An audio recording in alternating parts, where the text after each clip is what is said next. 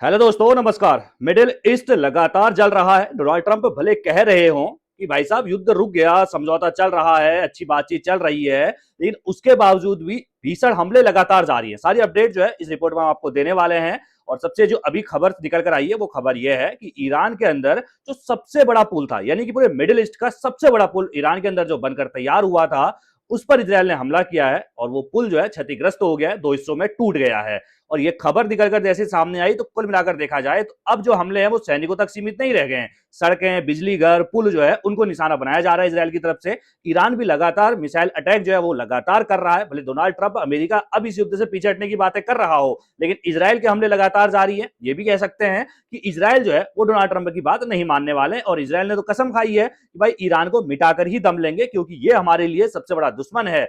और अब खबरें जो निकल कर आ रही हैं आगे आने वाले समय में कि जमीनी लड़ाई भी ईरान के अंदर हो सकती है। डोनाल्ड ट्रंप इसीलिए जो है वो पीछे हट रहे होंगे। पुल की बात करें तो प्रेस टीवी ने जो है वो खुद इसको जारी किया है, पुल की तस्वीरें जारी की है कि इसराइल के हमले में ईरान का पुल जो है वो क्षतिग्रस्त हो चुका है। पुल का नाम है B1 ब्रिज और ये ईरान के उत्तरी करज में स्थित है। मिडिल ईस्ट का सबसे बड़ा पुल ये इसको माना जाता है, यानी कि सबसे बड़ा पुल है जो अभी भी बनकर तैयार हुआ है। इसे बनाने में करीब 400 मिलियन US डॉलर यानी 37,000 करोड़ रुपए से ज्यादा खर्च किए गए। यह पुल 1050 मीटर लंबा है और इसमें 8 खंड है, जिसमें 176 मीटर लंबा एक खंड और 136 मीटर ऊंचे खंभे शामिल हैं। यानी कि मिडिल ईस्ट का सबसे लंबा पुल जो है वो इसराइल के हमले में ईरान के अंदर अब बिल्कुल भी वो ढेर हो चुका है, यानी कि दो हिस्सों में टूट चुका है। कुल मिलाकर अगर देखा जाए तो युद्ध लंबा चलने वाला है। जिस तरीके से प्रधानमंत्री नरेंद्र मोदी ने संसद में भी ये बात बोली थी कि ये युद्ध लंबा चल सकता है और इसमें भाई हर भारतीय को तैयार रहना चाहिए।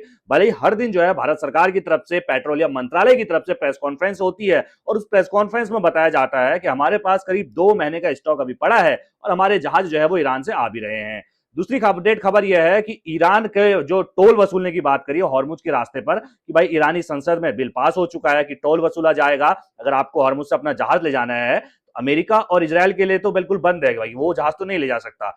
और देशों को ले जाना है तो आपको यहां पर टोल टैक्स देना पड़ेगा, यानी कि आपको पैसा दो फिर जहाज लेकर जाओ। अब जब MEA यानी कि भारत के विदेश मंत्रालय से इस बारे में सवाल पूछा गया कि भाई साहब हॉर्मुज पर जो है वो टोल वसूलने की खबरें निकल कर आ रही हैं कि ईरान के संसद में उन्होंने एक प्रस्ताव लाया और वो पास हो चुका है कि हाँ भाई हॉर्मुज से अब टोल वसूला जाएगा। तो भारत की विदेश मंत्रालय यानी कि MEA की तरफ से जो प्रेस कॉन्फ्रेंस हुई, उस प्रेस कॉन्फ्रेंस में सीधे तौर पर यह बताया गया कि भाई ऐसी कोई जानकारी हमारे साथ, ऐसी कोई बातचीत जो है अभी नहीं हो रही है, यानी कि कोई टोल टैक्स हम नहीं देने वाले हैं, क्योंकि ईरान के साथ ऐसी कोई बातचीत नहीं हुई है। ईरान ने यह भी कहा है कि भाई भारत का जहाज हम नहीं रोकेंगे, दोस्ताना हमारे संबंध अच्छे हैं भारत के साथ, और भारत के जो जहाज है वो लगातार आ भी रहे हैं। अभी तक करीब 5 जहाज जो है LPG और क्रूड ऑयल से भरे हुए भारत आ भी चुके हैं।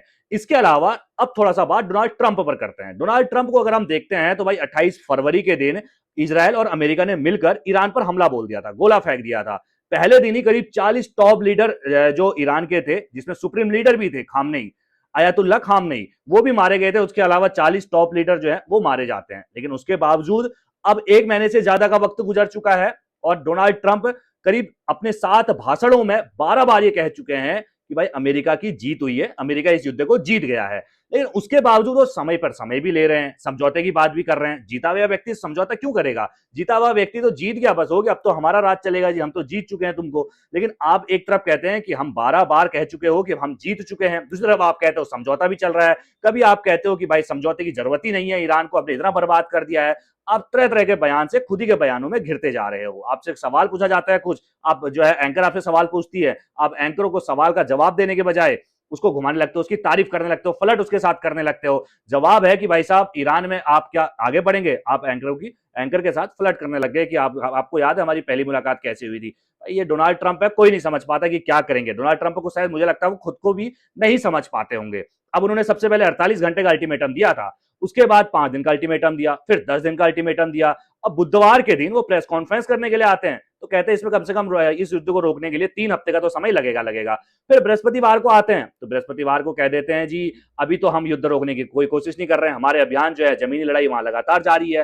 और ये खबरें भी निकल कर आ रही है ना कि अमेरिका तैयारी कर रहा है जमीनी लड़ाई की, यानी कि जमीन से अपनी सेना अंदर भेजेगा, जमीनी संघर्ष देखने को मिलेगा। और जहां पर यूरेनियम रखा हुआ है ईरान का, वहां छापा मारेगा, यानी कि वहां घुसने के बाद वो यूरेनियम निकाल के अपने देश लेकर जाने का प्लान जो है वो डोनाल्ड ट्रंप बना रहे हैं। ये खबरें निकल कर आ रही हैं कि जमीनी लड़ाई होगी, लेकिन जमीनी लड़ाई इतनी आसान नहीं होने वाली है। ईरान कह चुका है भाई हम भी अपने 1 लाख लड़ा के, जैसा मैंने हर रिपोर्ट में बताता भी हूं मैं कि भाई जो उनके वहां उनकी जो फौज है उसमें भर्ती होने की उम्र उन्होंने मात्र 12 साल कर दी है, यानी कि 12 साल का लड़का भी भर्ती हो सकता है। तो पूरी तैयारी जो है वो ईरान भी कर रहा है और कह रहा है कि बिल्कुल आसान नहीं होगा। अगर आप सोच रहे हो जमीन लड़ाई में जीत जाओगे तो गलती है तुम्हारी, घुस मत जाना, आओगे और ताबूत में जाओगे। ये ईरान ने धमकी दी है डोनाल्ड ट्रंप को, अमेरिका को, कि ये गलती मत करना। लेकिन खबरें निकल रही हैं कि लगातार अमेरिकी जो सैनिक हैं वो खाड़ी देशों में यानी कि मिडिल ईस्ट में अपनी मौजूदगी बढ़ा रहे हैं। 3500 का एक जत्था जो है अभी 3500 सैनिकों का अमेरिका के वो मिडिल ईस्ट पहुंचे हैं, ये खबरें निकल कर आई।